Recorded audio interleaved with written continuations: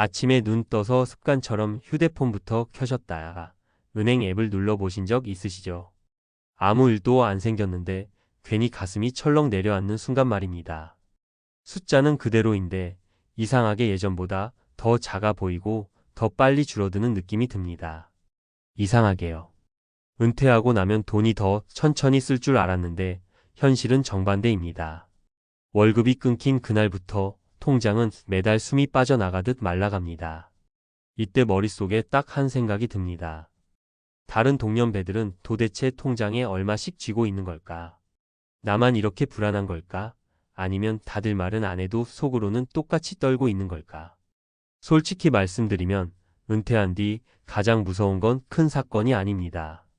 사업 실패나 사기 같은 극단적인 일이 아니라 아주 조용히 아무 소리 없이 돈이 줄어드는 과정입니다.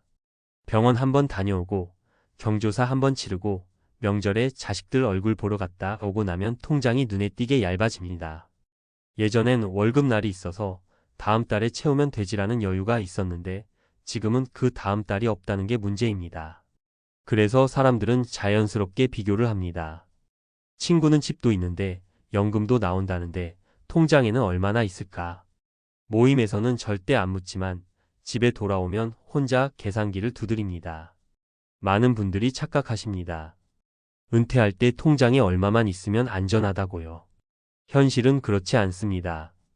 중요한 건 액수가 아니라 그 돈이 얼마나 오래 버텨주느냐입니다.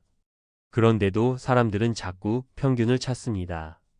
동년배 평균 자산, 평균 통장 잔고, 평균 노후 자금. 그런데 이 평균이라는 게 참 잔인합니다. 상위 몇 퍼센트가 평균을 확 끌어올려 놓거든요. 그래서 평균을 보고 나면 대부분의 사람은 안도하지 못하고 오히려 더 불안해집니다. 나는 평균에도 못 미치는 것 같다는 생각이 들기 때문입니다. 첫 번째 이야기는 50대 후반에 은퇴한 김씨 이야기입니다. 회사 다닐 때는 임원까지 했고 주변에서 다들 성공했다고 말하던 분이었습니다. 은퇴할 때 통장에 현금만 해도 몇 억이 있었고 집도 대출 없이 갖고 있었습니다. 겉으로 보면 걱정이 없어 보였죠. 문제는 은퇴 후 생활 패턴이었습니다. 회사 다닐 때 쓰던 소비 수준을 거의 그대로 유지했습니다. 골프 모임 해외여행. 이 정도는 괜찮겠지 하면서요. 그런데 그렇게 10년이 지나고 나니 통장에 남은 돈이 처음에 절반도 안 되더랍니다. 김 씨가 가장 충격받았던 건 본인은 크게 사치한다고 생각한 적이 없다는 겁니다. 남들 하는 만큼 했을 뿐인데 은퇴 후에는 그 남들 하는 만큼이 치명적인 속도로 돈을 갉아먹었습니다. 지금 김 씨는 통장을 볼 때마다 한숨이 먼저 나온다고 하더군요. 아직 큰 병도 없고 큰 사고도 없었는데 이 정도라면 앞으로가 더 무섭다고요. 두 번째는 조금 다른 경우입니다. 박 씨는 은퇴 전부터 겁이 많았습니다. 노후 파산 이야기를 너무 많이 들어서 돈 쓰는 걸 거의 죄처럼 여겼습니다. 은퇴할 때 통장에 있는 돈은 많지 않았지만 대신 생활비를 극단적으로 줄였습니다. 외식 거의 안 하고 여행도 안 가고 사람 만나는 것도 줄였습니다.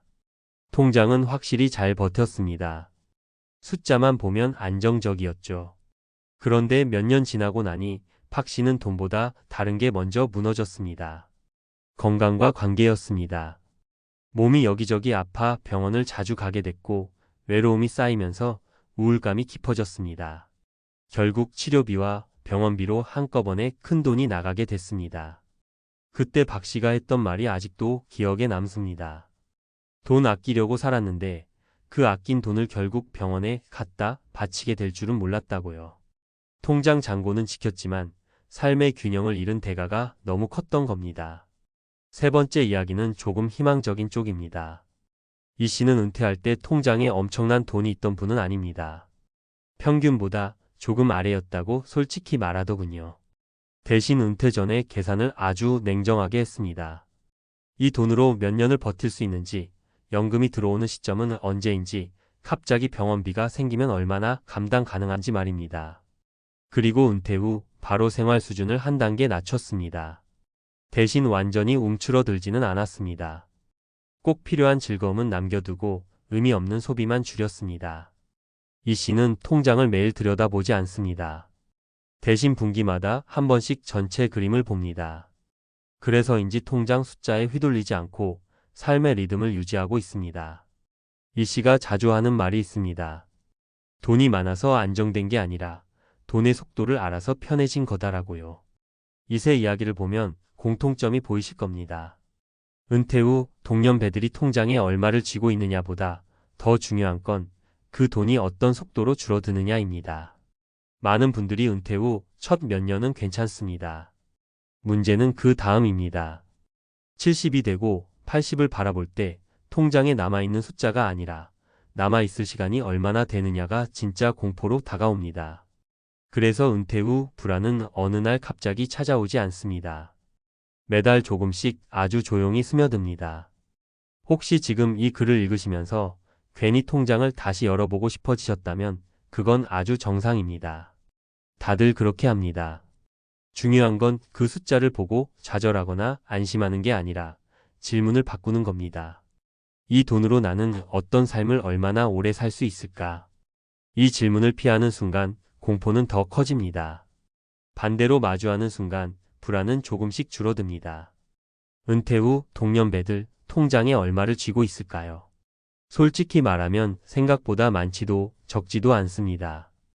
다만 그 돈을 어떻게 대하느냐에 따라 노후의 얼굴은 완전히 달라집니다. 그리고 그 선택은 지금 이 순간에도 계속되고 있습니다. 그래서 많은 분들이 은퇴 후 어느 순간부터 숫자보다 장면을 더 많이 떠올리게 됩니다. 통장 잔고가 아니라 앞으로의 어느 날을 상상하게 되는 거죠. 비 오는 날 병원 대기실에서 번호표를 들고 앉아있는 모습, 명절 끝나고 텅 빈 집에 혼자 남아있는 저녁, 친구 모임 단톡방에 다음엔 보자라는 말만 오가는 순간들 말입니다. 그 장면들 사이사이에 항상 끼어드는 게 하나 있습니다. 바로 돈입니다. 정확히 말하면 돈이 부족해질지도 모른다는 불안입니다. 은퇴 후 통장이 무서운 이유는 한번 줄어들기 시작하면 되돌릴 방법이 거의 없다는 데 있습니다. 일할 수 있는 체력은 예전 같지 않고 다시 벌어도 예전 월급만큼 벌기는 어렵습니다. 그래서 사람들은 점점 방어적으로 변합니다. 즐거운 일에도 먼저 계산부터 합니다. 이거 해도 괜찮을까? 이 돈 쓰면 나중에 후회하지 않을까? 그러다 보면 삶이 점점 작아집니다. 반대로 너무 애써서 괜찮아, 아직 남았어라고 외면하는 분들도 계십니다. 그러다 어느 날 통장을 정면으로 마주하는 순간 그 충격이 훨씬 크게 옵니다. 여기서 중요한 건 남들과 비교하는 습관을 끊는 겁니다. 동년배 평균이라는 말만큼 은퇴자에게 잔인한 단어도 없습니다. 누구는 부모 도움을 받았고, 누구는 집값이 올랐고, 누구는 연금이 2개고, 누구는 건강이 좋습니다. 이걸 전부 섞어놓고 평균을 내면 거기에 맞는 사람은 거의 없습니다. 그런데도 우리는 자꾸 묻습니다. 다른 사람들은 얼마 있을까? 그 질문 끝에는 늘 자기 자신을 깎아내리거나 근거 없는 안도감만 남습니다. 차라리 이렇게 물어보는 게 낫습니다. 지금 내 통장이 나에게 주는 자유는 어디까지일까? 매달 숨 막히지 않고 살 수 있는지, 아플 때 치료를 미루지 않아도 되는지, 사람을 만나고 관계를 유지할 여유는 있는지 말입니다. 이 기준으로 보면 통장에 있는 돈의 크기는 생각보다 다양한 의미를 가집니다. 누군가에게는 몇 억이 있어도 불안의 원천이고, 누군가에게는 그보다 훨씬 적어도 삶을 유지해주는 안전망이 됩니다. 많은 은퇴자분들이 뒤늦게 깨닫는 게 하나 있습니다. 노후 준비는 돈을 모으는 과정이 아니라 돈과 함께 사는 연습이라는 점입니다.